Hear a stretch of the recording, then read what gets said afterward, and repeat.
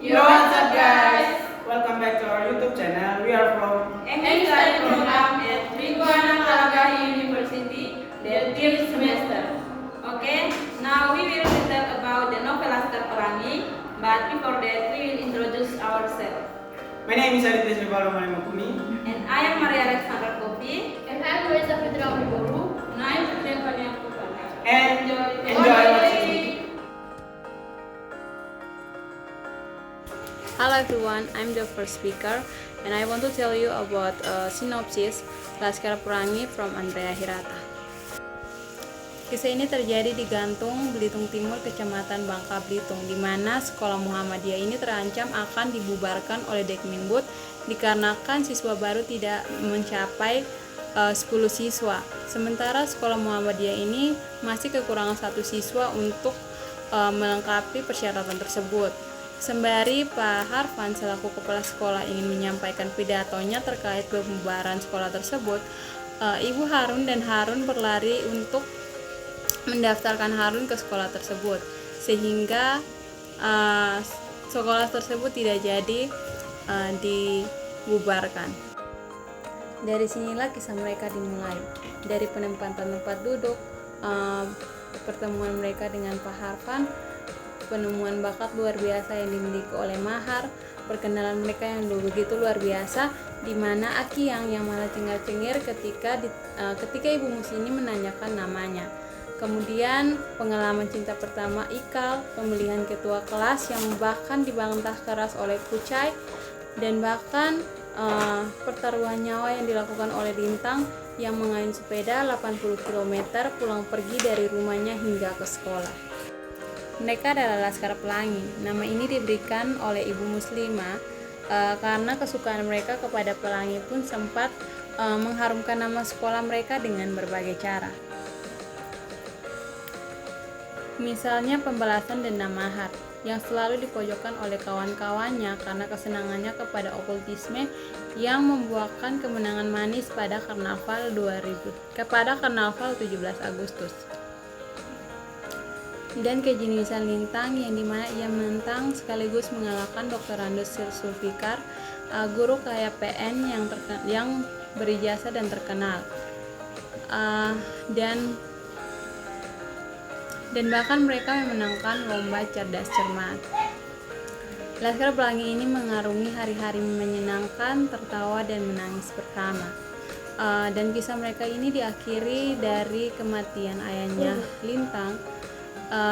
Dan kemudian ia memutuskan untuk tidak melanjutkan sekolah dan dilanjutkan kembali 12 tahun kemudian, yang dimana Ikal yang pada saat itu memulai pendidikannya di luar Pulau Belitung kemudian kembali ke kampungnya. Hello guys, I'm the second speaker. Here I will explain the elements of the novel Laskar Pelangi. In the novel Laskar Pelangi, there are 2 elements, namely intrinsic and extrinsic elements. The first is intrinsic elements. Unsur intrinsik yang pertama yaitu tema. Tema dalam novel ini adalah Laskar Pelangi. Novel Laskar Pelangi ini menceritakan tentang semangat dan perjuangan para siswa. Keterbatasan bukanlah halangan untuk tetap semangat dan bersekolah mengejar cita-cita. Suka duka dan kekonyolan, haru biru terus mewarnai jalannya cerita novel ini. Yang kedua, penokohan. Penokohan yaitu yang pertama, tokoh Ikal.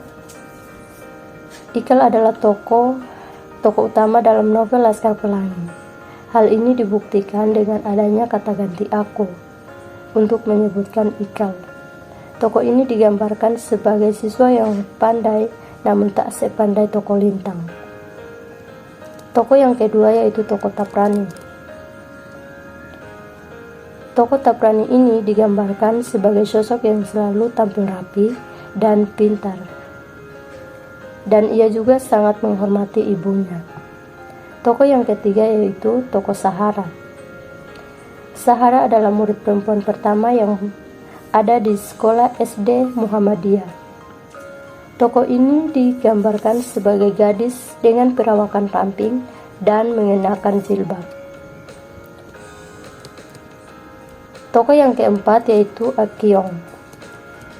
Tokoh ini diceritakan sebagai satu-satunya siswa keturunan Tionghoa di SD Muhammadiyah. Watak Akyong ini digambarkan sebagai sosok yang sangat penurut dan mudah percaya, terutama kepada tokoh mahar. Tokoh yang kelima yaitu tokoh Harun.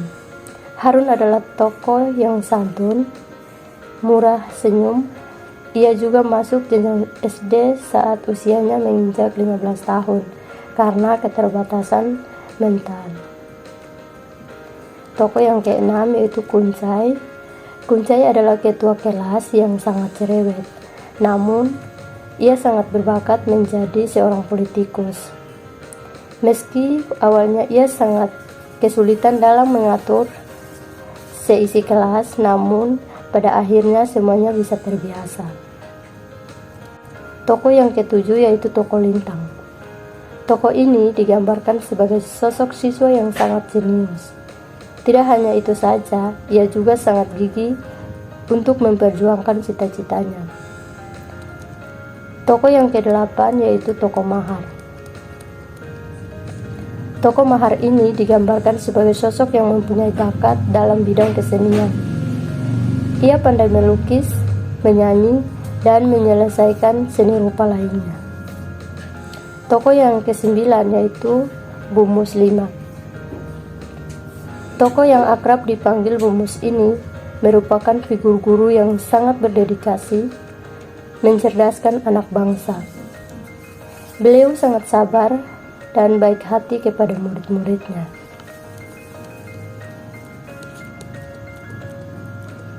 Tokoh yang ke-10 yaitu Pak Harfan.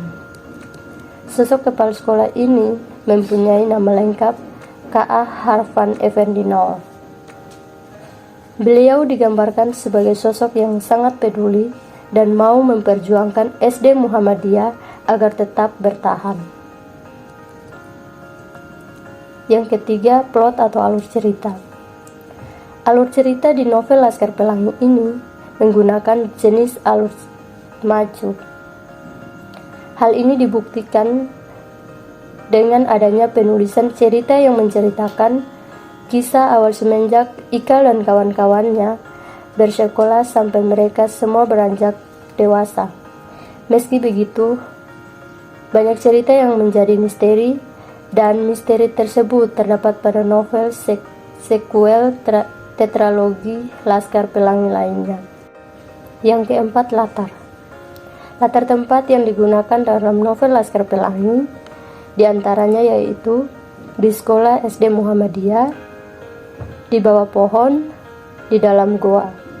Selanjutnya, suasana yang terjadi dalam cerita novel Laskar Pelangi diantaranya yakni menyenangkan, menegangkan, dan juga mengharukan. Yang kelima, sudut pandang. Sudut pandang yang digunakan dalam novel Laskar Pelangi adalah sudut pandang pertama, yakni tokoh Ika atau yang disapa dengan aku, yang menjadi pelaku utama. Yang berikut, gaya bahasa. Penulisan menggunakan gaya bahasa Indonesia yang terpengaruh dengan akses budaya bahasa Melayu. Selain itu juga, penulis menggunakan beberapa istilah bahasa asing di dalam penulisannya. Dan yang terakhir yaitu amanat. Amanat yang didapat di dalam novel Laskar Pelangi diantaranya yakni semangat, gigih, jangan mudah menyerah, dan putus asa dengan keadaan. Bergembira dan tetap optimis, jangan mudah pesimis. Berjuang dengan gigih, bermimpi dan bercita-citalah yang tinggi. Hello guys, I am the third speaker. So, in the novel Laskar Pelangi, there are two elements, namely intrinsic and extrinsic. But because the first element has been explained by my friend, so in here I will explain about the second elements, namely extrinsic elements. Let's see together. Unsur ekstrinsik novel yang pertama adalah biografi pengarang. Biografi pengarang di sini adalah tentang penulis. Penulis novel Laskar Pelangi adalah Andrea Hirata Semantai Harun. Dia adalah seorang penulis asal Indonesia yang lahir di Pulau Belitung pada tanggal 24 Oktober tahun 1982. Andrea Hirata lahir di sebuah desa yang tergolong dalam desa yang miskin dan letaknya cukup terpelosok yang ada di Pulau Belitung. Andrea Hirata tinggal di sebuah desa dengan segala kekurangan dan keterbatasan, dan itu benar-benar mempengaruhi pribadi Andrea Hirata dari kecil, di mana dia pernah mengaku lebih termotivasi oleh keadaan di sekitar yang menunjukkan banyak keprihatinan. Andrea tumbuh seperti kanak-kanak yang di kampung lain. Dengan keterbatasan, Andrea tetap menjadi anak yang bahagia dan kadang beralih menjadi pemikir saat belajar di sekolah. Selain itu, Andrea juga memiliki cita-cita dan mimpi untuk masa depannya. Seperti yang telah diceritakan di dalam novel Laskar Pelangi, Andrea ini bersekolah di sekolah yang memiliki kondisi bangunan yang sangat memprihatinkan. Sekolah yang memiliki nama SD Muhammadiyah diakui oleh Andrea Hirata bahwa keadaannya cukup memprihatinkan. Namun, karena ketidakadanya biaya, ekonomi, dan lain sebagainya, ia pun terpaksa untuk bersekolah di sekolah yang bentuknya lebih mirip seperti sebuah kandang hewan ternak. Walau harus menimba ilmu di tempat yang tidak nyaman, Andrea tetaplah memiliki motivasi yang cukup besar untuk tetap belajar. Di sekolah tersebutlah ia bertemu dengan sahabat-sahabatnya yang memiliki julukan sebagai Laskar Pelangi. Latar belakang tempat tinggal novel Laskar Pelangi. Lingkungan tempat tinggal pengarang sangatlah mempengaruhi psikologi dari penulisan novel. Apalagi pada buku novel Laskar Pelangi merupakan sebuah novel adaptasi dari cerita nyata yang dialami oleh pengarang secara langsung. Lokasi tempat tinggal pengarang yang jauh berada di Desa Gantung, Kabupaten Gantung, Belitung Timur, Sumatera Selatan yang ternyata benar dijadikannya sebagai latar tempat bagi penulisan novel dari novel Laskar Pelangi tersebut. Yang ketiga, latar belakang sosial dan budaya novel Laskar Pelangi. Pada novel Laskar Pelangi ini banyak sekali berbagai unsur-unsur sosial dan budaya dalam masyarakat yang bertempat tinggal di Belitung. Banyak sekali adanya perbedaan status antara komunitas buruh tambang dengan komunitas pengusaha yang dibatasi oleh tembok tinggi yang merupakan latar belakang sosial, di mana interaksi kedua komunitas tersebut ini memang ada dan saling ketergantungan. Untuk komunitas buruh tambang memerlukan uang untuk bisa melanjutkan kehidupan, sedangkan untuk komunitas pengusaha memerlukan tenaga para buruh tambang untuk bisa menjalankan usaha dari mereka. Bagian yang keempat adalah latar belakang religi. Latar belakang religi tentunya soal agama. Selain di dalam novel Laskar Pelangi juga mengandung latar belakang religi atau agama dari si pengarang atau penulis sangat terlihat, seperti pantulan cermin di dalam novel Laskar Pelangi ini, di mana nuansa keislamannya di dalam cerita novel begitu kental, di mana dalam beberapa penggalan cerita pengarang seringkali menyelipkan berbagai pelajaran yang mengenai keislaman. Yang kelima, latar belakang ekonomi novel Laskar Pelangi. Sebagian dari masyarakat Belitung mengabdikan dirinya pada perusahaan-perusahaan timah untuk bekerja. Digambarkan di dalam cerita novel bahwa Belitung adalah sebuah pulau yang kaya akan sumber daya alam. Namun, tidak semua masyarakat Belitung bisa menikmati hasil dari bumi itu, di mana DPN monopoli hasil produksi, sementara masyarakat terbatasi di tanah mereka sendiri. Latar belakang ekonomi dalam novel Laskar Pelangi ini diambil dari kacamata masyarakat Belitung yang kebanyakan memiliki tingkat ekonomi yang sangat rendah, padahal sumber daya alamnya sangat tinggi. Sekian bagian dari unsur ekstrinsik. Dan yang berikut ada beberapa pesan moral yang dapat kita ambil dari novel Laskar Pelangi. Yang pertama, novel Laskar Pelangi mengandung nilai-nilai moral seperti jujur, percaya diri, bekerja keras, menghargai waktu, berpikir positif, memiliki harga diri, mandiri, hidup hemat atau hidup sederhana, memelihara amanah, dan bersyukur dalam melakukan segala sesuatu, melibatkan Tuhan dan mensyukuri apa yang kita miliki. Adapun pesan yang dapat kita ambil dari novel ini, yang pertama, kekurangan yang ada pada diri kita bukanlah penghalang untuk melakukan hal hebat dan jangan pernah menyerah. Yang kedua, kesederhanaan sebenarnya bisa membuat kita bahagia. Yang ketiga, persahabatan membuat hidup lebih menyenangkan dan indah. Yang terakhir, kita harus selalu menghargai orang tua dan guru.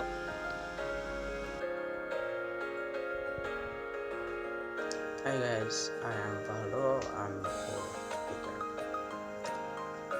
Here I will tell you about superiority in Laskar Pelangi novel. But before that, I will explain you, and I will use Indonesian language. Okay. Salah satu keunggulan novel Laskar Pelangi yang berhasil disajikan dalam novel ini oleh sang penulis Andrea Hirata adalah berada pada ragam bahasa yang khas dan unik. Dalam karyanya ini, Andrea Hirata mencoba untuk menuangkan nuansa kultur dari masyarakat Melayu. Kemudian adanya aspek sosial dan budaya yang dipresentasikan secara gamblang di dalam dialog-dialognya. Nah, pernah pada suatu kesempatan Andrea Hirata mengatakan bahwa cara dirinya menulis novel ini yakni karena terinspirasi dari cara bercerita di masyarakat Melayu. Kelihayan sang penulis dalam merangkai suatu kesedihan menjadi humor yang layak untuk dijadikan bahan tawa, tertuang cukup apik di novel Laskar Pelangi. Hal itu terlihat saat dialog yang terjadi di antara para anggota Laskar Pelangi. Hal itu terlihat sangat seru. Dan selain itu, di dalam novel Laskar Pelangi banyak memuat pesan positif. Di antaranya seperti ketekunan, ketabahan, pantang menyerah, keberanian untuk bermimpi dan memperjuangkannya. Dalam novel ini pula terdapat pentingnya untuk menekuni pendidikan sekolah dan mempunyai moral agama yang kuat. Novel ini menjadi bahan bacaan wajib bagi kaum muda yang kerap kali bersenang-senang akan kemudahan ekonomi dan tidak mengenal susah payahnya merintis kehidupan dari nol untuk menggapai masa depan yang gemilang. Tidak hanya kaum muda, novel Laskar Pelangi juga sangat bagus untuk dibaca oleh tenaga pendidik dan pemerintah yang lalai akan pentingnya ranah pendidikan. Hasil dari kelalaian itu, seperti tidak jarang pula bangsa ini mendapati berbagai macam ejekan atau sindiran dari bangsa-bangsa lain. Kemudian poin ini tak kalah pentingnya adalah novel ini mengusung masalah sosial dan ekonomi, yang mana hal itu sangatlah relevan dengan kehidupan, baik di masa sekarang maupun di masa yang akan mendatang. Hal tersebut diantaranya terkait kemiskinan, pendidikan, kesenjangan sosial masyarakat, dan lain sebagainya. Bahkan permasalahan atau isu-isu tersebut bukan hanya relevan di Indonesia, melainkan di negara-negara lain pula. Nah, kemudian kelemahan dari novel Laskar Pelangi. Kelemahan novel Laskar Pelangi berada pada penggunaan berbagai istilah yang jarang dijumpai oleh pembaca, sehingga akan sangat sukar untuk dimengerti dan dipahami atas apa yang disampaikan oleh penulis. Selain itu, kelemahan lainnya terletak pada ending cerita yang membingungkan dan cenderung menggantung. Kenapa? Pertama, akhir cerita membingungkan karena tokoh aku yang memulainya Ikal secara tiba-tiba berubah menjadi orang lain.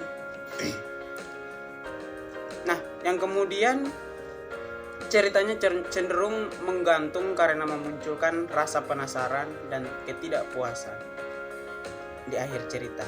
Akan tetapi, tampaknya hal itu sengaja dilakukan oleh penulis sebab cerita dari Laskar Pelangi ini dilanjutkan pada sequel berikutnya. Konon berdasarkan penelitian antah berantah, lazimnya idealisme anak muda yang baru tamat dari perguruan tinggi bertahan paling lama 4 bulan. Setelah itu mereka akan menjadi pengeluh, penggerutu, dan penyalah seperti banyak orang lain. Lalu secara menyedihkan terseret arus deras sungai besar rutinitas dan basa-basi birokrasi, lalu tunduk patuh pada sistem yang buruk. Kumpulan resensi novel Laskar Pelangi. Berdasarkan kisah dari novel Laskar Pelangi, tentunya banyak pelajaran yang dapat diambil dan diterapkan di kehidupan sehari-hari. Di antaranya kita harus bersyukur akan pemberian Tuhan, menghargai pentingnya hidup ini, tidak mudah menyerah dan berusaha sebisa mungkin apabila menginginkan sesuatu. Tak hanya itu saja, kepintaran bukanlah menjadi tolak ukur kesuksesan seseorang. Hal ini dapat terlihat dari kisah tokoh Lintang dari novel ini. Ia adalah anak yang pintar, akan tetapi di akhir cerita ia menjadi seorang supir truk. Berdasarkan kisah si Lintang, kita sebagai pembaca dapat mengambil hikmah bahwa hidup ini sudah ada yang mengatur, yaitu Tuhan Yang Maha Esa. Dengan kata lain, apabila kita berusaha semaksimal mungkin atas apa yang kita impikan, tetapi hal tersebut tidak terwujud, jangan lupa untuk terus bersyukur dengan apa yang sudah Tuhan